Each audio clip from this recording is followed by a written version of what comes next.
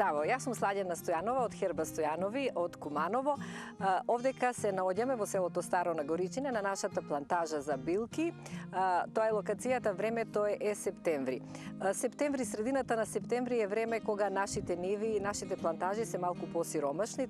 Еве веќе на посилокот третата берба е завршена. Ова што го гледате пред вас, случајно го чуваме само за себе. Меѓутоа, тоа не е причина за да не појасниме и кажеме неколку убави работи за ова кралевска билка. Оцимум базиликум е латинското име на босилокот, сите го знаете, меѓутоа можеби не знаете дека може да биде корисен во вашата домашна билна аптека. Ова убаво растение сега е малку во фаза на цвет и на пуштање семе. Вие во ваши услови треба да го берете кога е само на лист. Значи, босилокот губи од етеричните својства кога ќе го береме ваков. Многу ги асоцира на крстената вода, на тоа како свештеникот вака прави со босилокот. Тука првин ќе ви кажам една интересна работа. Босилокот се користи како лековита билка, како билка во кулинарството, како магична билка. Што е суштината на ставањето во светата вода? Босилокот е една од најсилните антибактериски билки. Може би има магија, ќе ви кажат свештениците зошто крстената вода, зошто во светата вода се става босилок. Меѓутоа, по моето скромно размислување и понешто го имам прочитано, работата е во тоа што босилокот е толку силна антибактериска билка, што и да го ставите во обична вода да постои малку, таа вода нема да се расипува.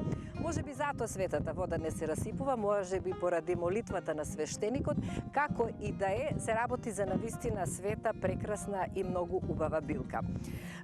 Ова што го гледате е наш автохтоно семе. Обично овој вид го сееме најчесто. Сееме од прилика на површина од 3 до 4000 метри квадратни.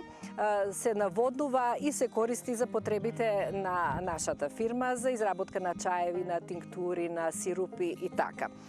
Босилокот можете да го користите првенствено во кулинарството како добар зачин. Од него се прави популарното песто.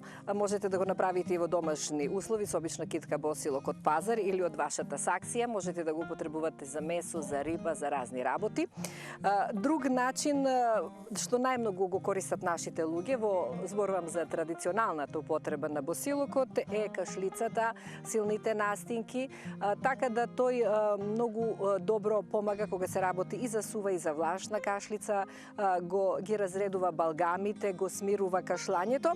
Меѓутоа, секогаш треба да имате во предвид дека со него не се претерува.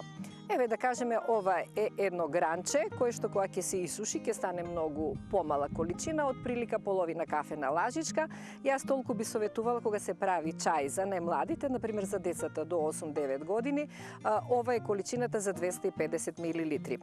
За возрастните можеме да ставиме 2 вакви гранчиња, или кога ќе се исуши една супена лажица. Никогаш не се претерува, максимумот е 1 до 2 чаши од босилокот, затоа што е тој многу силна и антибактериска, и антивирусна, и антигабична билка. Што се однесува до неговата употреба, на кој органи, на кој дел од телото најмногу му одговара, буквално му одговара на целото тело и надвор и од внатре.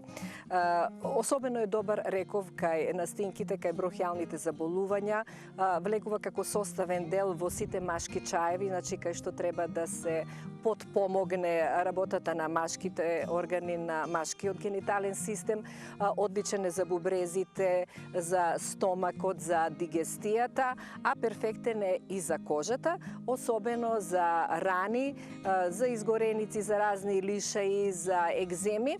Најчесто во традиционалната медицина се користи од тоа што ќе се стави босилок во масло, или ќе се направи, како што се става и кантарионот, него најмногу го знаете, или пак се става во обична свинска маст, во путер, во маргарин, во што сакате, да кажеме дека 2 вакви ви се потребни, ќе ги сецкате ситно и ќе ги пропржите со половина килограм свинска маст, онака нежно, само да пушти пена, малку, да кажеме од прилика 10 минути.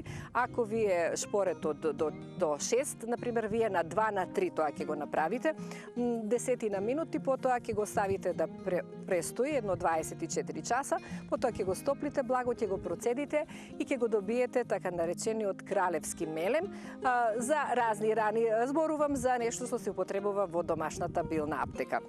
За кожата, за очите, исто така промивки може да се прават. Инаку билка која што се употребува доста и во антимикотичните чаеви, особено кога се работи за кандида. Благопријатен е во комбинација со мајчината душица, дава навистина убави резултати. Босилокот има разни примени, можете да го користите во разни типови на чаеви, меѓутоа повторно ќе ви кажам, никогаш не претерувајте со него.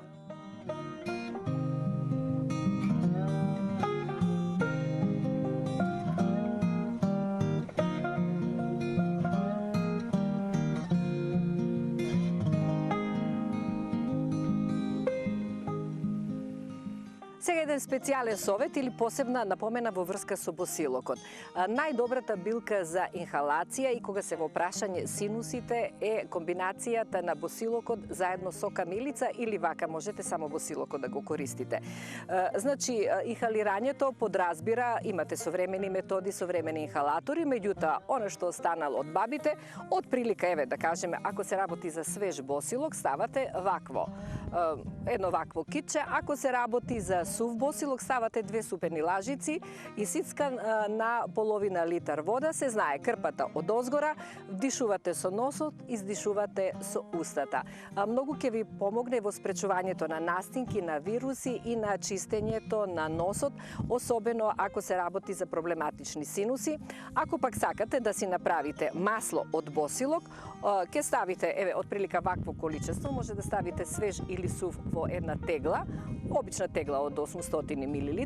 Внатре ќе ставите малку ајдучка трева, малку камилица, малку црн слез, ќе отстои тоа на сонце, 1-2 недели, потоа ќе си го процедите, ќе си го складирате и ќе си го користите како масло за синуси, значи во едната ноздрва 3-4 капки, во другата 3-4 капки и блага масажа овдека на фронталниот дел на челото, кај што се фронталните синуси и на назалните синуси тука. Значи благо масирате со тоа масло и така ќе биде многу попријатно.